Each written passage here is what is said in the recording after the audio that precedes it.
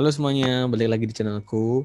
Misalnya kalian cari earphone dengan budget cuma 20.000 atau cari earphone di bawah 20.000, kali ini aku mau nge-share pengalamanku selama 10 hari pakai earphone JT POM.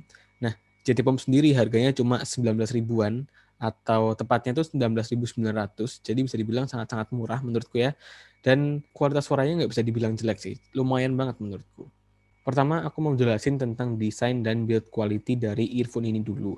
Colokannya berbentuk lurus, nggak semua orang suka termasuk aku, karena aku lebih suka yang bentuknya kayak L atau yang berbelok gitu, karena lebih nggak ngabisin tempat. Dan dia juga masih pakai plate warna silver. Sebagian orang nggak suka yang masih pakai plate silver seperti ini, tapi kalau aku sendiri sih sama aja, jadi bodo amat. Di bagian kontrolnya cuma ada satu tombol, yaitu untuk play, pause, dan juga angkat telepon. Gak ada tombol buat ngatur volume atau slider buat volume. Jadi misalnya kalian mau ngatur volume, harus lewat HP kalian masing-masing. Ini sebenarnya agak repot sih, tapi ya udahlah ya. Hal yang membuat earphone ini kelihatan murah yaitu kabel dan juga housing dari earphone ini. Kabelnya yang mengarah ke colokan sebenarnya nggak kelihatan murah karena lumayan tebel, tapi kabel yang mengarah ke housing itu tipis banget, tipikal earphone murah. Jujur aku udah ngeri sama daya tahan dari kabelnya, apalagi buat temen-temen yang suka pakai earphone sambil tidur. Jadi ya apa ya, sering ketindihan jadi takut gampang pedot gitu loh. Housingnya terbuat dari plastik glossy yang kelihatan murah pol. Tapi yo wes sih. Dan untungnya di bagian luarnya tuh ada kayak finishing chrome gitu. Tapi itu bukan chrome beneran ya, itu cuma plastik yang finishingnya kayak chrome. Jadi ngasih aksen tersendiri dan jadi membuat desain tuh nggak terlalu monoton. Harga 20.000 kebacut misalnya kalian pengen desainnya bagus, suaranya bagus tuh menurutku rada kebacut. Jadi mending harga 20.000 itu difokuskan ke kualitas suaranya aja. Dan menurutku itulah yang dilakukan oleh JT di earphone JT POM ini. Karena menurutku kualitas suaranya nggak bisa dibilang jelek sih. Pertama kita bahas tuning suara dari earphone ini dulu. Earphone ini tuh tuningnya V-shape. Buat kalian yang nggak tahu V-shape itu tuning yang mana low-nya itu tinggi, kemudian mid-nya rendah, kemudian di high-nya dia tuh tinggi lagi. Jadi bentuknya kayak huruf V. Bass-nya tuh halus, dan seperti yang aku bilang tadi, bass-nya tuh tinggi. Jadi misalnya kalian biasanya dengerin lagu yang kira-kira bassnya segini, itu kerasa lebih tinggi lagi gitu. Nah, tapi itu sebenarnya bass dia tuh nggak terlalu nendang kuping sih. Jadi ya kayak kerasa doang, tapi sebenarnya nggak terlalu nendang atau gimana gitu. Jadi nggak bikin kita sampai dung dung gitu. Sayangnya earphone ini tuh nggak bisa ngehandle bass yang tinggi banget gitu. Jadi buat kalian yang sering dengerin lagu-lagu yang bassnya udah tinggi, kayak lagu-lagu EDM gitu ya, kalau pakai earphone ini tuh jadi jauh lebih tinggi dan jadinya tuh malah pecah. Buat kalian yang nggak tahu bass yang pecah itu kayak gimana, itu kayak misalnya kalian datang ke konser musik atau ke hajatan yang banyak dangdutannya, itu kan kadang-kadang kayak suara bassnya tuh kayak der, der, gitu. Nah, kayak gitu, cuma nggak separah itu juga sih. Jadi masih enak kok sebenarnya.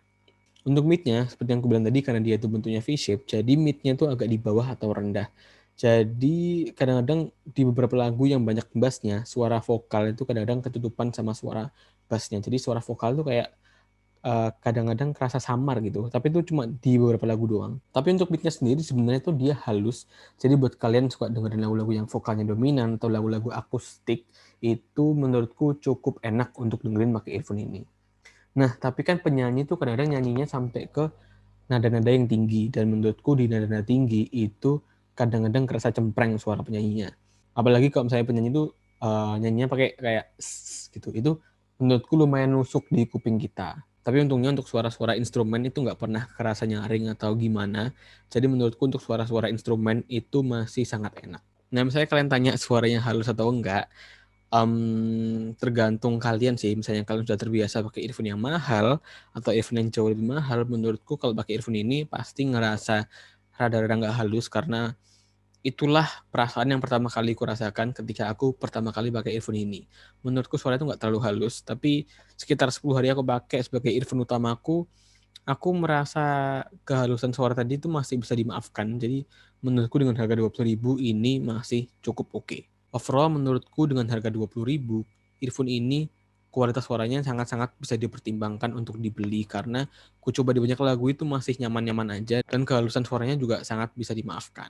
Tapi buat kalian yang beli earphone untuk bikin lagu, aku nggak terlalu merekomendasikan earphone ini. Karena menurutku dalam bikin lagu, ada baiknya pakai earphone yang tuningnya flat, supaya kalian tuh bisa lebih pas waktu ngatur equalizer dari lagu kalian. Pasti buat teman-teman yang anak musik pasti paham lah ya untuk masalah ini. Dan misalnya kalian punya pendapat yang lain, tulis aja di kolom komentar supaya bisa jadi referensi atau evaluasi untuk aku belajar. Satu hal yang perlu kalian pahami banget dari review-review earphone menurutku, jangan terlalu percaya sama apa yang dibilang oleh reviewer tersebut. Karena menurutku setiap orang tuh punya kuping yang berbeda, punya selera musik yang berbeda, punya preferensi suara yang berbeda. Jadi semua itu nggak bisa disamain sih menurutku. Jadi cara untuk menentukan earphone ini cocok atau enggak ke kamu menurutku yang paling pas, yang paling bagus caranya adalah dengan nyoba langsung. Entah pinjam ke teman atau beli terus misalnya nggak cocok dijual, atau kalian bisa juga datang ke toko-toko yang punya produk display biar bisa nyoba earphone-nya secara langsung. Satu hal lagi yang jadi poin plus untuk earphone ini adalah dia itu udah stereo.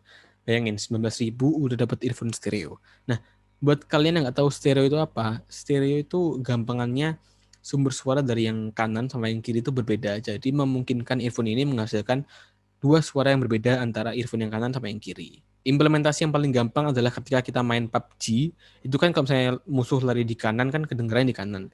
Kalau musuh lari di kiri, kedengeran di kiri. Jadi misalnya kalian pakai earphone yang nggak stereo, pasti musuh lari di kanan tuh kedengerannya di dua-duanya. Jadi menurutku kurang seru. Nah, misalnya kalian ngerasa fitur stereo ini nggak penting karena cuma dipakai di game, kalian salah. Karena musisi dalam membuat lagu itu dia ngepisah-pisahin suara instrumen.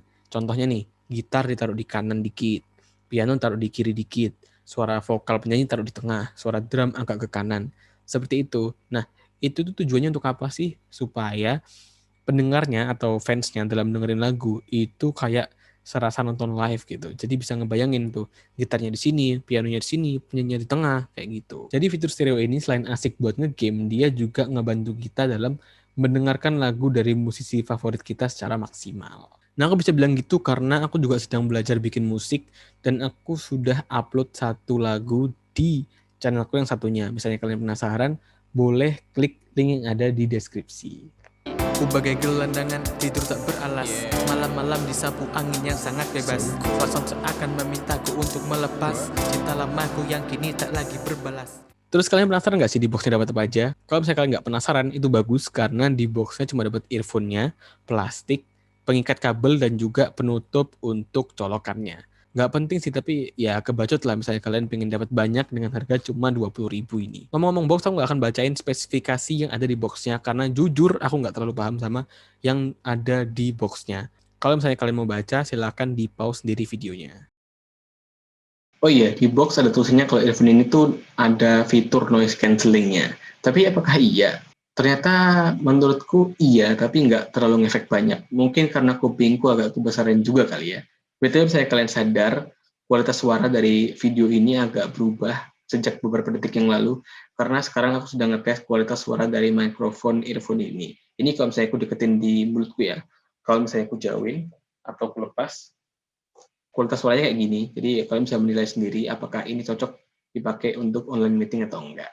Oke, itu aja yang bisa aku sampaikan tentang earphone GT POM ini. Kalau misalnya kalian ada pertanyaan, silakan tanyakan di kolom komentar. Kalau misalnya bisa aku jawab, pasti aku jawab. Follow Instagramku di @iqbalhumam73 kalau misalnya kalian penasaran dengan kehidupanku sehari-hari, dan juga follow TikTokku di @iqbalhumam73 kalau misalnya kalian penasaran dengan konten-konten random yang aku bikin. Sekali lagi terima kasih sudah nonton, subscribe, like, gelem, like, gelem ya wis. Bye bye.